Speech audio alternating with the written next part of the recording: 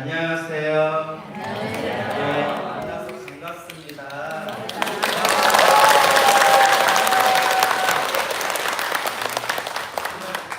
사람이 많네요. 네. 또 기도 기간이라서 이렇게 많이 오셨나 봐요. 네. 우리 불자님들이 항상 명심해야 되는 게 항상 기도하고 공양 올리고 마음을 잘 닦아야 된다라는 말씀을 늘 드렸습니다. 그렇죠? 네. 그래서 여러분들 얼굴이 반짝반짝 하신 것 같아요.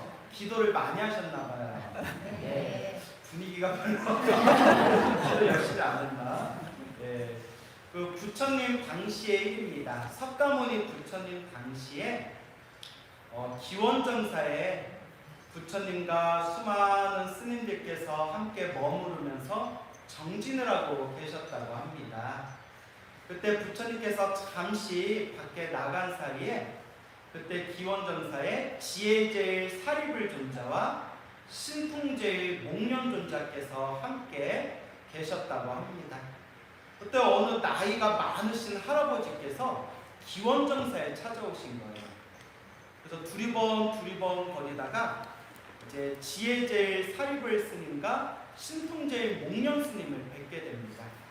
그리고 저 스님, 부처님을 뵙고 싶은데 부처님 어디 계십니까? 라고 하니까 예, 노인이시여 무슨 일로 부처님을 찾으십니까? 라고 물어봤답니다. 그러니까 이 할아버지께서 제가 머리 깎고 출가하려고 합니다 라고 하는 거예요. 머리를 깎고 출가하렵니다. 근데 이제 신통제일 우리 목련존자와 지혜제일 사리불존자께서 가만히 보니까 연세가 너무 많아 보이는 거예요. 그래서 지금 머리 깎여서 출가해봤자 언제 계율을 익히고 언제 수행을 하고 언제 깨달음을 얻겠는가 싶은 거예요. 그래서 할아버지, 노인님, 노인 어르신 지금 연세가 너무 많은 것 같아서 저희는 하루에 한 끼만 먹어야 되고 부처님 당시에는 하루에 한 끼만 먹었대요. 나 그때 태어났으면 큰일 났거든요. 하루에 한 끼만 먹어야 되고 계율도 지켜야 되고 공부도 해야 되고 수행도 해야 되는데 지금 연세가 너무 많으신 것 같습니다. 나중에 다음 생에 새로 몸 받으면 오십시오 이러더라고요. 새로 몸 받으면 오십시오. 그러니까 할아버지가 제가 다음 생에 사람으로 태어날지 무엇으로 태어날지 어찌 알겠습니까? 저 그냥 출가시켜 주십시오. 출가시켜 주십시오 라고 하더랍니다. 그래서 사리불존자께서 당신의 신통력으로 이 할아버지가 과연 출가할 만한 성근이 있는가, 과연 출가해서 깨달음을 얻을 만한 공덕을 지었는가. 그래서 과거 전생을 싹 살펴봤대요. 그 할아버지의 과거의 전생에 수없는 과거 전생을 살펴봤는데 도무지 복을 지은 게 없더래요. 이 할아버지는 너무나 박복해서 머리 깎고 출가해봤자 이번 생에 수행을 열심히 해서 깨달음을 얻기가 힘들겠다. 도저히 이 할아버지는 과거 전생을 살펴봐도 지어놓은 공덕의 힘이 없구나 해서 사리불 스님이 거절을 했답니다. 그러니까 이번에는 할아버지가 또 계속 저 그래도 출가시켜 주십시오 하니까 신통제일 목련존자께서 그 할아버지의 과거 전생을 다시 꿰뚫어 봤답니다. 왜냐하면 신통제일 목련존자가 지혜제일 사리불존자보다는 훨씬 신통의 힘이 강해서 사리불존자보다 훨씬 더 과거 전생을 더 많이 꿰뚫어 볼 수가 있었대. 나도 그런 분 만나면 좋겠다. 나 전생에 뭐였는지. 근데 우리 어른들이 그러시더라고요. 광우는 전생에도 중이었어. 광우는 전생에도 스님이었어 이러더라고요. 그래서 광우 우울했어요. 전생에도 내 미쳤어. 무슨 말을 미쳤어. 내 순간 감정이 놀랐었어요. 너무 행복했어요. 내가 전생에 스님이라서 복이 많아서 이번 생에 결혼도 못하고 연애도 못하고 이번 생에 이렇게 스님이 됐구나. 그래서 또 얼굴 행복해 보이죠. 아 이거 분위기 어떡하냐. 그래요 어쨌거나. 그래서 과거 전생을 목련존자께서 과거 전생을 다 꿰뚫어 보신 뒤에 완벽하게 꿰뚫어 보신 뒤에 이 할아버지는 도무지 전생에 지어놓은 성분이 없구나, 공덕이 없구나. 그래서 목련존자께서도 그 할아버지가 출가하는 걸 이제 거절했다고 합니다. 부처님의 오른쪽과 왼쪽을 담당하는 두 분의 위대한 상수제자 사리불 스님과 목련 스님이 출가를 거절하니까 할아버지가 울면서 기원정사를 나와서 길을 걷고 있었대요. 내가 무슨 복이 그렇게 없길래, 내가 얼마나 팍복하게 살았길래 머리 깎고 출가하려고 하는데도 큰 스님들이 받아주지를 않으시는구나 하고 울면서 길을 걷다가 이 할아버지가 복 없는 분이 아니에요. 복이 있어요. 딱 길에서 누구를 만났어요? 예, 분위기 흐름상 부처님 만났어요. 부처님을 길에서 딱 만난 거예요. 여러분 이것도 복이 있어요. 부처님을 만나는 거예요. 복이 있어요. 부처님을 만나는 거예요. 부처님을 딱 마주쳤는데 할아버지가 막 울고 있는 거예요. 그러니까 부처님께서 다가가서 부처님이 이제 모든 걸 다 꿰뚫어 보고 계시겠죠. 노인이시여 무엇이 슬퍼서 그와 같이 눈물을 흘리고 있습니까? 그러니까 할아버지가 부처님이 이제 부처님인 줄을 모르는 거예요. 그냥 스님인가 보다 생각하고 그냥 잘생긴 스님인가 보다 생각하고 제가 머리 깎고 출가하려고 하는데 부처님의 상수제자이신 사리불 스님과 목련 스님이 제가 전생에 지어놓은 공덕이 없다고 지금 이 나이에 출가해봤자 고생만 하고 깨달음을 얻기는 힘들 테니까 집으로 돌아가라고 했습니다.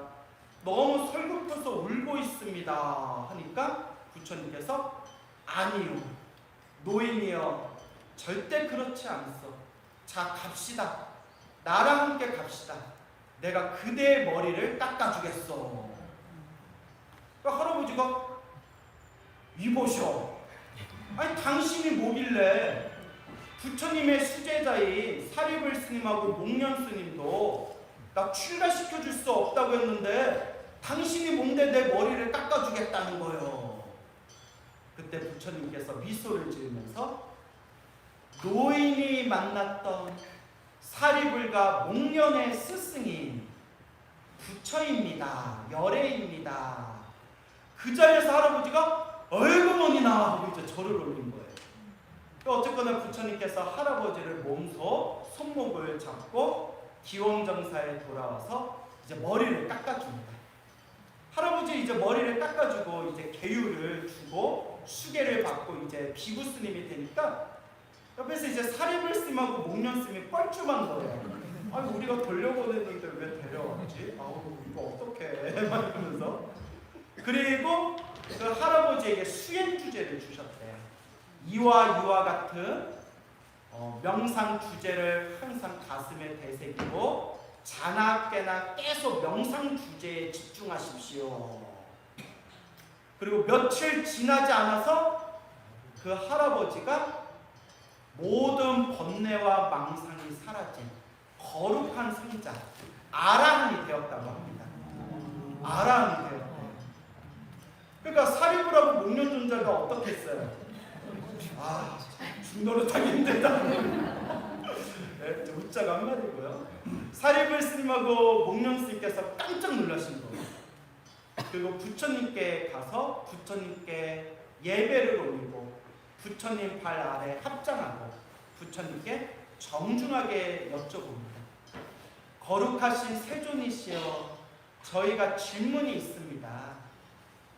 부처님, 사리불과 목련은 우리들은 부처님 아래에서 온갖 지혜와 신통을 닦아서 부처님의 가르침을 잘 이해했다고 자부하고 있고 또한 과거 전생, 중생들의 오래전 과거 전생까지 다 꿰뚫어 볼 수가 있는데 저 아라한, 저 나이가 들어 늦게 출가한 저 아라함은 출가하기 전에 저희가 아무리 저 노인의 전생을 살펴봐도 도저히 이번 생에 깨달음을 얻을 만한 성근이 없었습니다.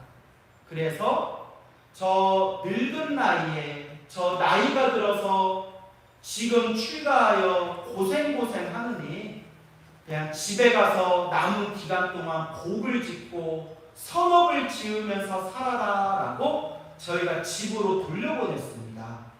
근데 부처님 어찌된 일이기에 부처님께서는 저 나이가 든 아라한을 기원장사에 데려와서 머리를 닦이고 간단한 명상 주제를 가르쳐 준 뒤에 수행을 하였는데 며칠 만에 저렇게 모든 번뇌가 사라진 아라한이 되었습니다. 이게 대체 어떻게 된 겁니까? 저희들 지혜로는 알 수가 없습니다. 부처님의 수제자라고 할 수 있는 지혜제일 사리불 스님도 신통제일 목련 스님께서도 도대체 이 이치를 알 수가 없는 거예요. 이게 무슨 도리인가? 이게 대체 무슨 뜻인가? 이 못고 또 모르겠는 거예요. 그때 부처님께서 이와 같이 말씀하십니다.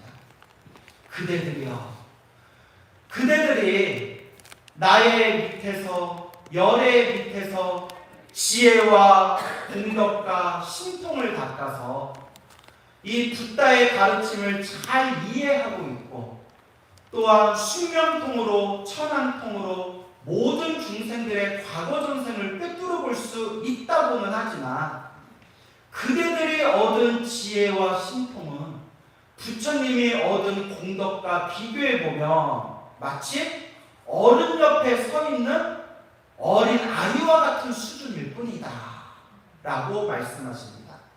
그러면서 부처님께서 하시는 말씀이 지금부터 잘 듣거라. 머나먼 과거 전생, 헤아릴 수 없는 수많은 과거 전생, 과거에 부처님이 계셨고 또 다른 과거의 수많은 과거 부처님 이전의 시대에 다른 부처님이 계셨을 때의 일이라고 합니다.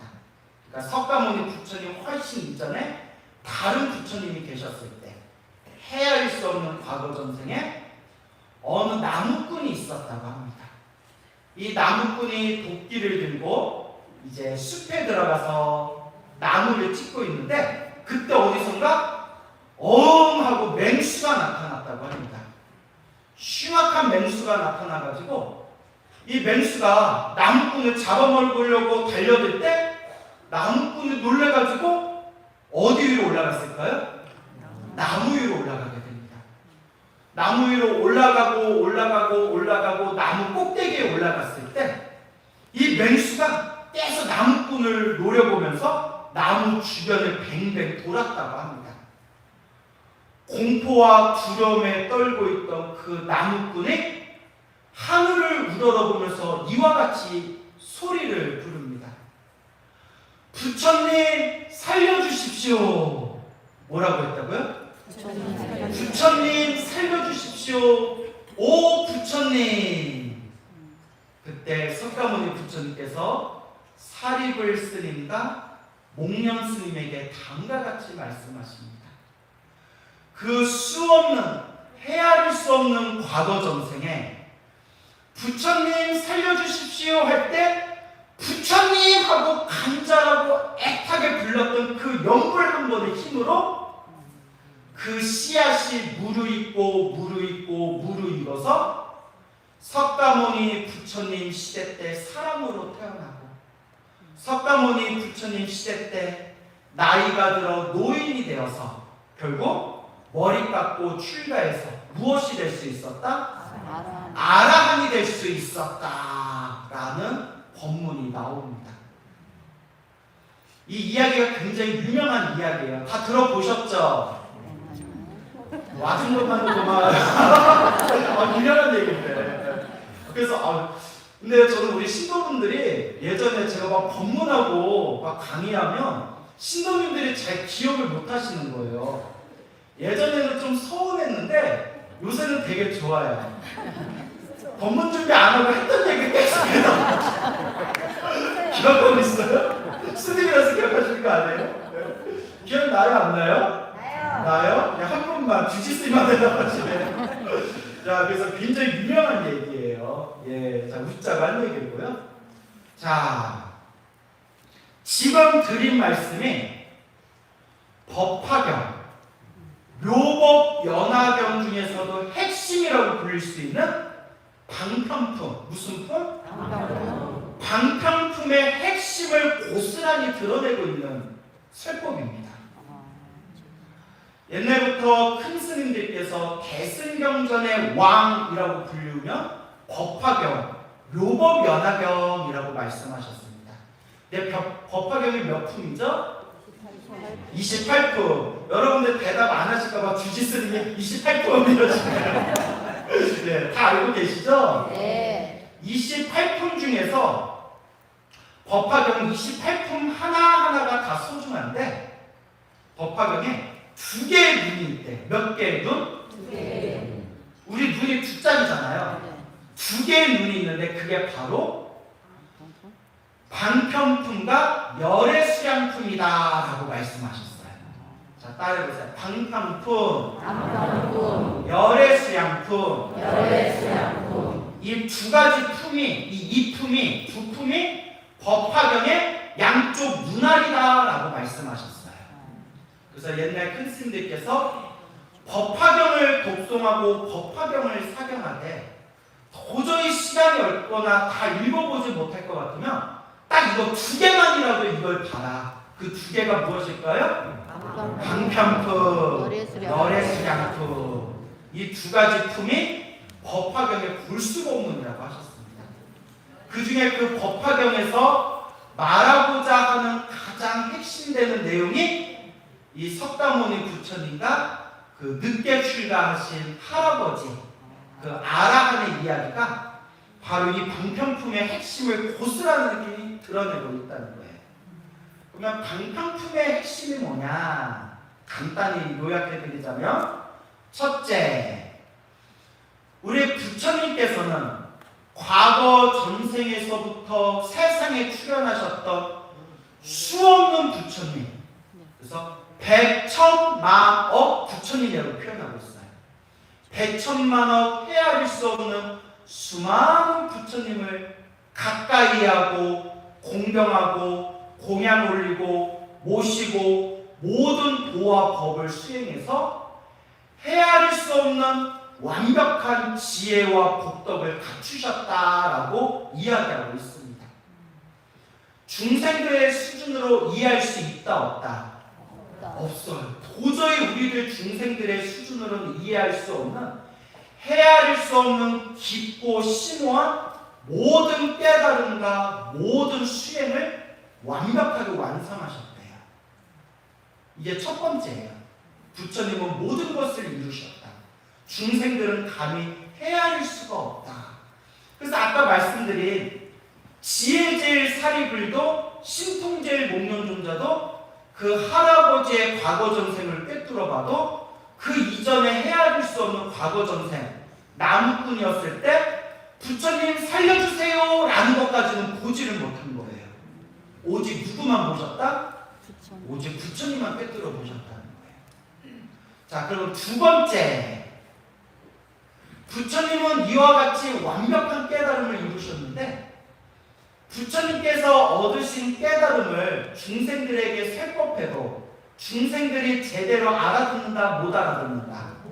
못 알아듣는다는 거예요. 그래서 따라해보세요. 대기설법. 중생들 수준에 맞춰서 법을 설하셨다는 거예요. 깨달음의 경지를 있는 그대로 우리 중생들에게 가르쳐주면 아무도 못 알아듣는다는 거예요. 그래서 중생 수준에 맞춰서 법을 설하셨다. 그래서 아직 수준이 많이 낮은 중생들한테는 착하게 살아라, 착하게 살고 복을 많이 지어라, 내가 지은 복대로 살아가게 된다, 다음 생상 하늘세계에 태어나거나 인간세계에 태어나도 큰 복을 누리면서 살아가게 될 것이다. 이렇게 기복신앙을 말씀하신 거예요. 왜냐? 일단 중생들에게 부처님 가르침과 인연을 맺어주는 거예요. 그리고 점점 수준이 높아지면 높아지는 그 중생들 눈높이에 맞춰서 성문, 영각, 벽지불이라고도 부르고 영각이라고도 부르고 독각이라고도 불러요.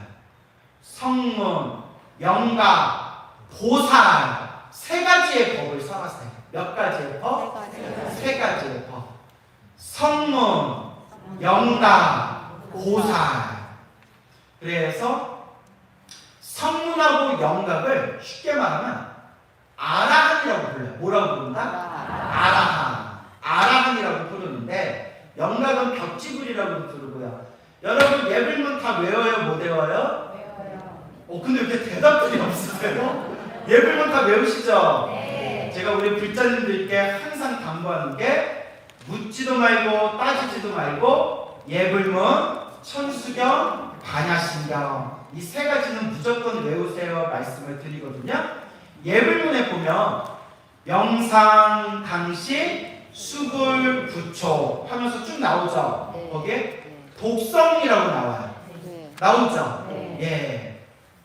그 독수성이라고 나오는데 그 독수성이 바로 누구세요? 예, 영각이에요. 영각. 그래서 이제 성문하고 영각, 독각, 벽지불이라고도 부르는데요.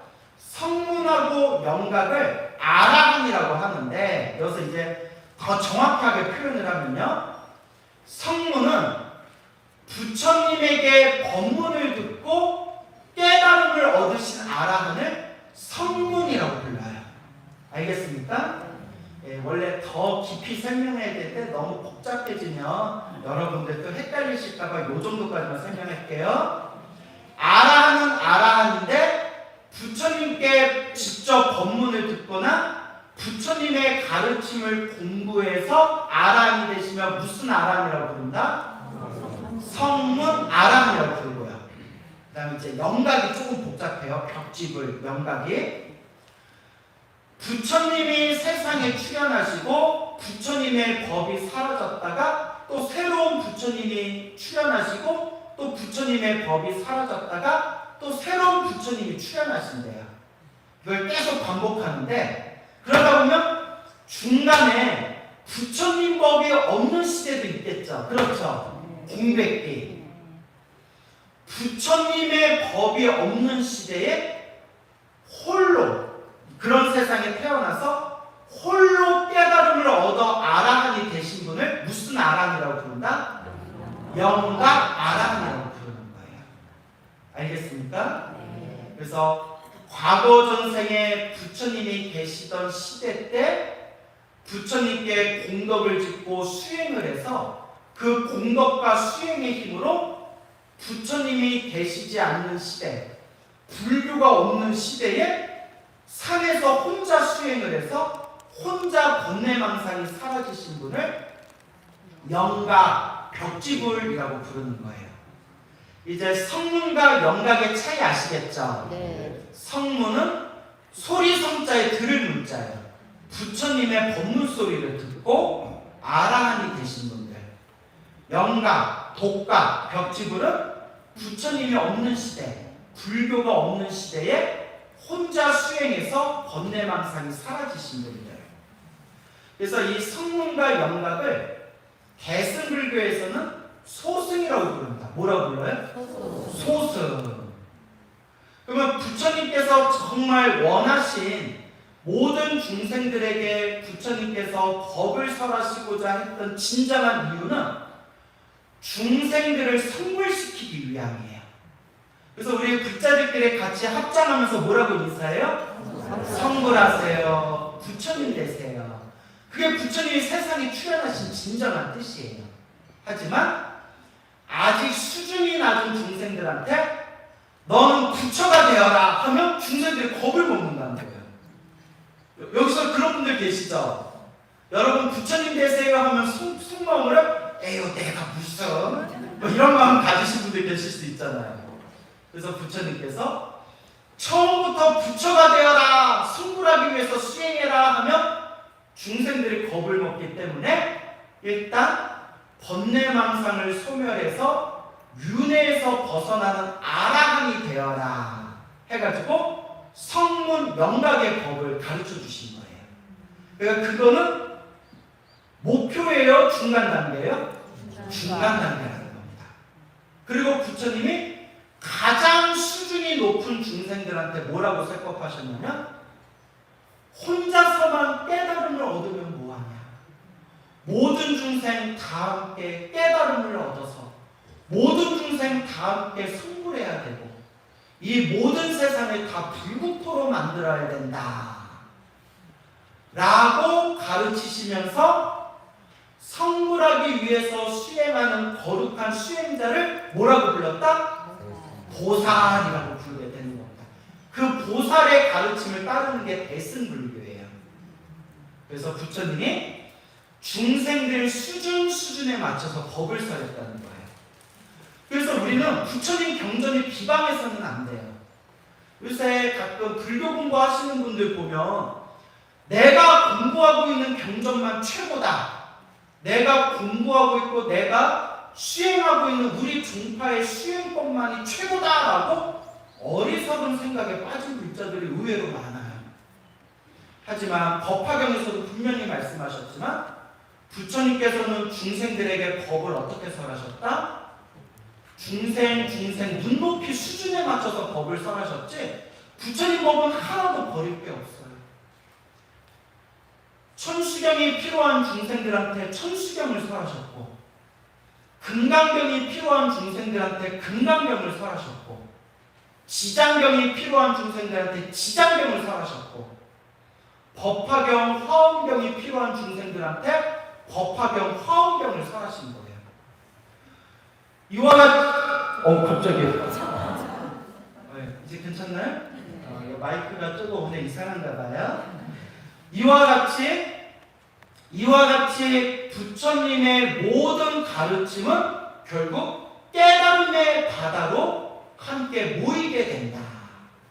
방편품에서 말씀하시기를 중생들의 수준에 맞춰서 성문의 가르침을 설하기도 하고 영각, 벽지불의 가르침을 설하기도 하고 보살의 가르침을 설하기도 했지만 그것은 결국 중생들을 완전한 깨달음의 길로 이끌기 위함이다. 어떤 법을 닦았던 부처님의 법을 닦은 모든 중생은 결국 성불하게 될 것이다. 부처님의 법을 만난 모든 중생은 어떤 법을 닦았건 마지막에 반드시 깨달음을 얻게 될 것이다 라고 방편품에서 부처님이 증명하십니다. 이걸 따라해 보세요. 일불승. 부처님이 수없는 가르침을 설하셨지만 결국 하나의 수레에 다 함께 모이게 된대요. 그 하나의 수레를 일불승, 수레승자라고 부르는 거예요. 여러분들이 부처님 도량에서 어떤 법을 닦았건 좀 빨리 가는 사람도 있고 조금 뒤처지는 사람이 있을지 몰라도 결국 부처님의 법을 만난 중생은 모두 다 깨달음을 얻게 될 것이다. 자, 그래서 세 번째, 제가 법화경에서 가장 좋아하는 구절인데 방편품의 마지막 개송 부분에 보면 아주 유명한 구절이 나와요. 그대들이여, 불자들이여, 호 정성스러운 마음으로 부처님을 공경하고 전성스러운 마음으로 부처님께 공양 올리고 내지 나아가서 제가 이제 조금 줄여서 설명을 드리자면 호 장난으로 흙으로 부처님 모습을 만들거나 장난으로 땅바닥에 부처님의 모습을 그리거나 혹은 그냥 부처님께 합장 예배하거나 그냥 부처님을 향해서 손 한 번을 흔들거나 부처님을 향해서 장난이라 할지라도 산란한 마음이라 할지라도 나무불 따라해보세요. 나무불 부처님께 귀의합니다. 주님께 기리합니다. 라고 한 번만 말하더라도 그 중생은 반드시 미래 세상에 무엇을 얻게 되리라? 깨달음을 얻게 되리라. 성불하게 되리라. 라고 부처님께서 말씀을 하셨습니다. 부처님의 법을 만난 중생은 귓가를 스친 공덕만이라도 반드시 미래 세상 부처님의 깨달음을 얻게 되리라. 너무 아름답죠?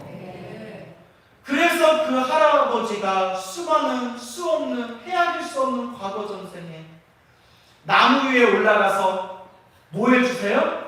살려주세요. 그때 얼마나 간절했겠어요. 부처님 살려주세요. 부처님 하는 게 우리 마음자리에 씨앗으로 남아서 수없는 생애 동안 그 씨앗이 무르익어서 결국에는 어느 부처님 시대 때? 석가모니 부처님 시대 때 결국은 깨달음을 얻게 되었다 라는 이 부처님의 소중한 말씀을 우리가 가슴에 되새겨야 할 것입니다. 그래서 마지막 네 번째, 방탕품의 핵심이라고 할 수 있는 마지막 네 번째를 여러분들에게 말씀드리자면, 부처님께서 세상에 출현하신 뜻이 무엇입니까? 라고 우리가 질문했을 때, 자, 따라해 보세요. 개, 시, 오, 이. 개시, 오, 이. 이걸 꼭 기억해 주세요. 개자가 열개자예요. 열다. 시자는 보일 시, 가리킬 시자예요. 오는 무슨 오일까요? 오, 깨달으로. 2번 들어갈 입. 역시 수준 높아요. 동사 수준 높아요. 개시 오입. 부처님께서 세상에 출현하신 진실한 뜻이 무엇입니까? 딱 이 네 글자만 기억하시면 됩니다. 부처님께서는 부처님의 깨달음을 열어보이기 위하시고, 열어주기 위하시고, 열개자예요. 열어주기 위하시고, 시, 열었으니까 이제 뭐 해야 돼요? 보여주시기 위함이고, 보여주시기 위함이고. 자, 보여주셨으니까 오, 뭐예요? 깨닫게 해주시기 위함이고. 누구를? 우리 중생을. 우리 중생을 깨닫게 해주기 위함이고. 마지막 이분 뭐예요? 예? 우리 중생들을 완전한 부처님의 깨달음, 성불의 세계에 들어가게끔 해주시기 위함이다. 그래서 개시오이, 열어주시고 보여주시고 깨닫게 해주시고 들어가게 해주신다. 제가 법화경 이 가르침을 보고 제가 법화경을 중학교 때 처음 봤어요. 검은색 컵으로, 가죽 같은 컵으로 되어 있는 법화경, 묘법 연화경 봤는데 뭔 말이야 이게, 하나색을 못 보는지 모르겠더라고요. 뭐 눈썹에서 빛이 나왔다느니, 땅이 진동을 일으켰다느니, 그 법화경에서 뭘 얘기하는지 내가 모르겠어요. 그냥 법화경의 내용이 이해가 안 되는데 자꾸 이 법화경을 만난 공덕이 뛰어나다, 과거 전생에 엄청나게 복을 많이 지은 사람은 법화경을 만날 수가 있다, 이 법화경의 가르침에 믿음을 낼 수 있다는 것은 성불할 수 있다는 증명이다, 뭐 이런 내용이 나오는데 결론이, 그러니까 법화경 내용이 뭐냐고. 여러분 그런 거 느껴본 적 없어요? 있어요. 아, 있어요? 네. 아, 또 없어요 하면 나만 이상해질 것 같아요. 역시 아는 만큼 보이는 것 같아요. 공부하는 만큼 보이는 것 같아요. 예불문도 공부하고, 천수경도 공부하고, 반야신경도 공부하고, 금강경도 공부하고, 초기경전도 공부하고, 부처님 경전 보다 어느 날 호령이 출가하고 오랜 시간이 지난 뒤에 하도 우리 중국 불교, 대만 불교, 한국 불교, 일본 불교, 동북아시아의 큰 스님들이 한결같이 법화경을 경전의 왕이다, 법화경을 최고의 경전이다 라고 하도 그렇게 말씀하시길래 다시 한번 읽어보자 하고 딱 펼쳤을 때 누구든지 잘난 사람이나 못난 사람이나 할 것 없이 누구든지 진실한 마음으로 부처님께 공양 올리고 공경을 올렸거나 못난 마음으로 우리같이 번뇌망상 가득하고 장난 가득하고 희롱하는 마음으로 부처님을 만났다 하더라도 부처님의 가르침과 그냥 인연이 맺었다는 것만으로도 우리는 미래 세상에 무엇을 할 수가 있구나? 성불할 수가 있구나. 부처님께서 법화경에서 그것을 증명하고 계시는구나 라는 것을 딱 보는 순간 제가 울 뻔했어요. 너무 막 감동받아가지고 나 그래서 너무 막 눈물이 날 것 같아서 그래서 내가 막 얼굴 부은 거예요. 나 원래 이렇게 나 이거 턱도 있고 그랬거든요. 나 이거 원래 이거 둥글둥글하지만은 않았어요. 그리고 저 이렇게 눈 안 작았어요. 부처님 경전보다 부러워가지고 눈이 부어서 눈이 작게 보이는 거예요. 네? 믿습니까 여러분?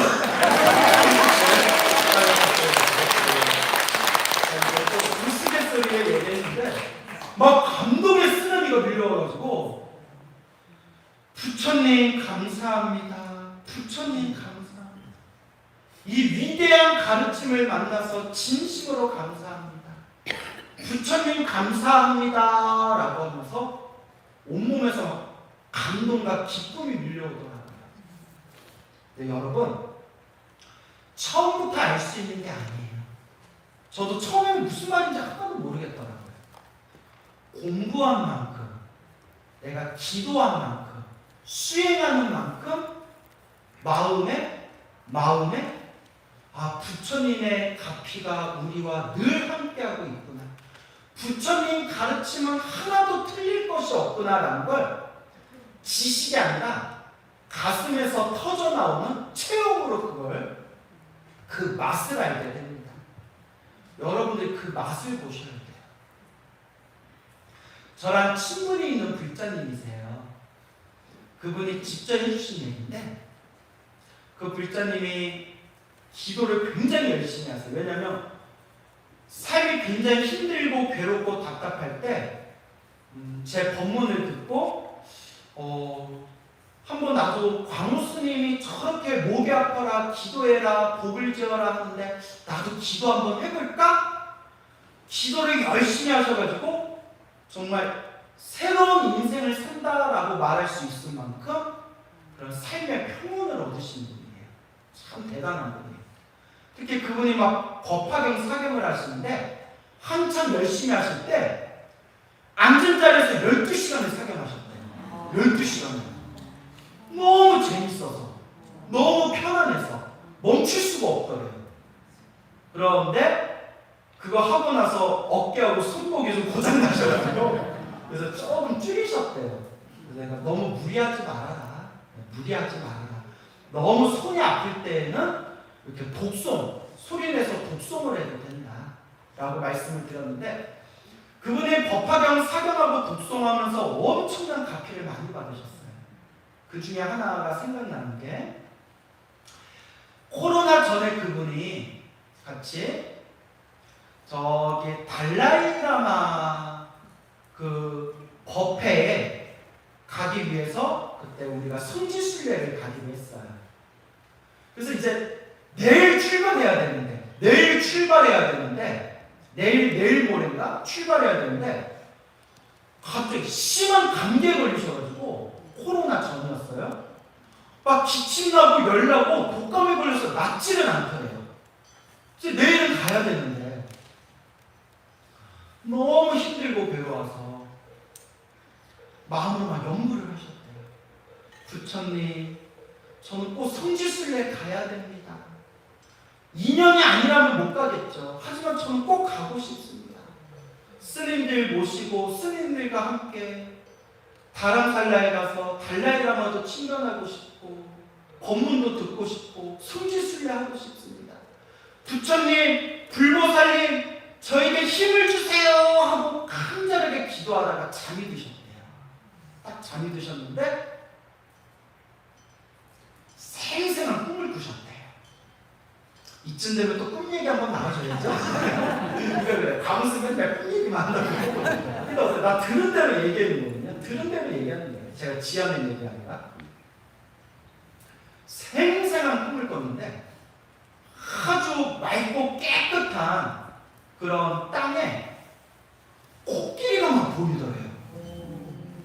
법화경 사경해 보신 분들 아시겠지만 법화경의 또 중심이 되는 보살님이 누구시죠? 관세음보살. 또 맞아요. 관세음보살. 또 보현보살. 마지막에 보현보살이 찬탄하는 걸로 법화경이 끝나잖아요. 보현보살을 상징하는 동물이 뭐죠? 코끼리. 막 코끼리가 보이더래요.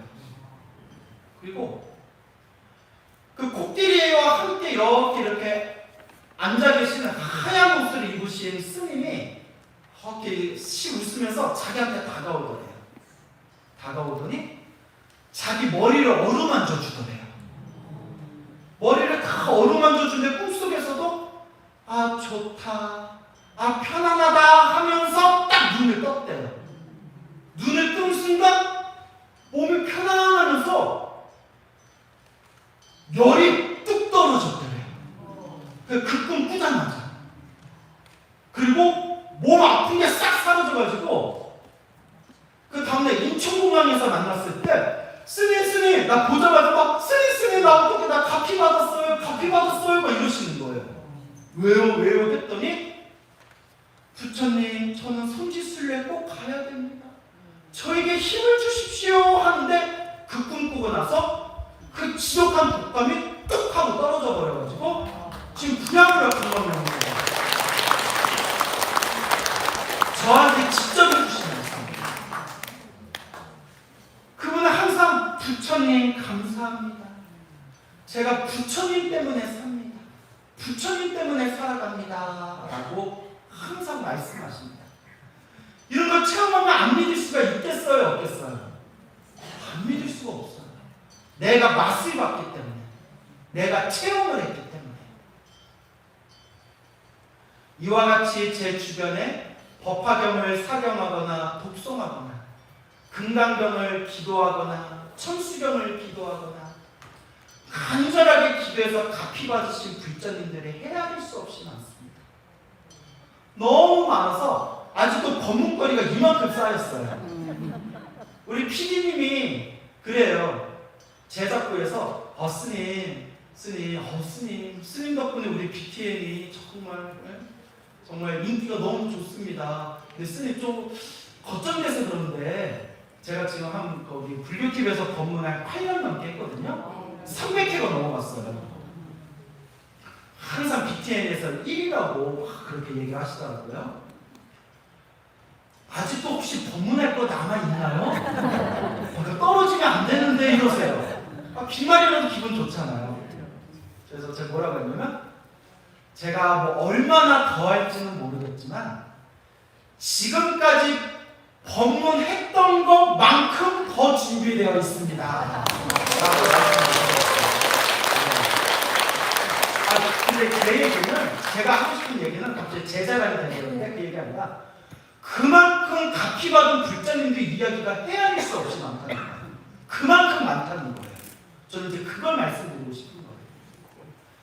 이쯤 되면 여러분들 나도 오늘부터 다시 열심히 기도해야 되겠다라는 생각 들어요, 안 들어요? 들죠? 이래놓고 또 딴소리 하시는 분들이 계세요. 스님, 저는 왜 그런 꿈 안 꿔요? 스님, 나는 그렇게 기도하는데 왜 나는 그런 가피가 없어요? 스님, 저도 기도 열심히 했는데 왜 이렇게 힘들고 괴롭고 답답한 일들이 생기죠? 부처님이 말씀하셨고 옛날 큰 스님들이 한결같이 말씀하셨어요. 여러분 꼭 명심하세요. 꼭 명심하셔야 됩니다. 기도를 많이 해도 인생 살아가면서 나쁜 일 생긴다 안 생긴다? 생긴다. 생깁니다. 기도했으니까 나쁜 일 안 생기겠지라는 마음 때문에 기도하다가 부처님께 서운한 마음, 섭섭한 마음, 치사한 마음 들면서 절에 안 나오는 거예요. 뭐 이러면서 나 절에 안 다녀 이렇게. 근데 여러분 명심하세요. 부처님은 나만 믿으면 모든 일이 술술 풀린다라고 얘기한 적 없으세요. 좋은 일도 나쁜 일도 다 누가 지은 거다? 내가 지은 내가 지은 거다. 그걸 명심하세요. 인연법, 무슨 법? 인연법. 인과법이에요. 내가 지은 인연, 내가 지은 원인 따라 그 결과를 받는 거예요. 그러므로 열심히 기도하고 절에 열심히 다녀도 나쁜 일이 생긴다 안 생긴다? 생긴다. 생겨요. 단 믿음이 있으셔야 됩니다. 감사합니다 부처님. 과거 전생에서부터 지었던 크고 큰 이 업보를, 크게 받을 업보를 어떻게 받았습니다? 작게 받았다. 작게 받았습니다 라는 믿음이 있으셔야 돼요. 우리 큰 스님들께서도 평생 수행하시고 평생 연구를 하셨지만 몸이 아픈 분도 계셨고 암에 걸렸던 분도 계셨고 심장병 걸렸던 분도 계셨고 막 사람들한테 막 모략질 당해가지고 막 그렇게 뭐 귀향을 가신 분도 있었고 사람들한테 오해받아서 손가락질 받은 분도 계셨고 심지어 불사하다가 막 사기당해가지고 막 큰 고초를 겪었던 분도 계셨어요. 큰 스님들조차도 평생 수행했던 큰 스님조차도 처음에는 제가 이해가 안 됐어요. 저도 어린 마음에 평생 수행하셨는데 왜 저런 일을 겪으시지? 왜 저런 일을 겪으시지? 네, 그 모든 큰 스님들이 한결같이 하신 말씀이 있으셨어요. 허허, 전생의 빚을 갚았다. 무엇을 갚았다? 전생의 빚을 갚은 것이다. 지금은 그렇게 평생 수행하셨는데도 고난을 당하신 큰 스님들을 보면 이제 존경심이 우러나요. 저런 고난을 당하셨어도 저렇게 흔들림 없이 여여하시구나. 저렇게 흔들림 없이 오로지 수행하고 정진하시는구나. 나라면 저럴 수 있을까? 그렇기 때문에 꼭 명심하셔야 됩니다. 좋은 일이 생기든 나쁜 일이 생기든 누가 지은 업이다? 내가 지은 업이다. 좋은 일이 생기든 나쁜 일이 생기든 우리는 오직 뭐 할 뿐이다? 기도할 뿐이다. 기도하고 명불하고 복을 지를 뿐이다. 공덕을 닦을 뿐이다. 열심히 기도하고 복을 짓고 수행했는데도 나쁜 일이 생긴다면 자, 합장하고 따라해보세요. 부처님 감사합니다. 부처님 감사합니다. 시작 없는 옛적부터 시작 없는 옛적부터 제가 지은 악업이 제가 지은 악업이 헤아릴 수 없이 많은데 헤아릴 수 없이 많은데 그 크게 받을 업보를 그 크게 받을 업보를 작게 받았습니다. 작게 받았습니다. 빚을 갚았습니다. 빚을 갚았습니다. 이만해서 참 다행입니다. 이만해서 참 다행입니다. 부처님 감사합니다. 부처님 감사합니다. 자, 손 내리시고요. 아, 내가 크게 받을 업보를 작게 받았구나. 아미타불, 아미타불. 내가 빚이 많았는데 그 빚을 오늘 갚았구나. 관세음보살, 관세음보살. 내가 이번 생에 타고난 숙제가 있었는데 그 숙제를 닦고 있는 과정이구나. 지장보살, 지장보살. 이만해서 참 다행입니다, 부처님. 오직 염불하고 기도하고 공덕을 닦겠습니다 라는 마음으로 꾸준히 정진하셔서 여러분들 복의 창고, 선업의 창고에 공덕을 가득가득 쌓아나가시기 바랍니다. 선물하십시오.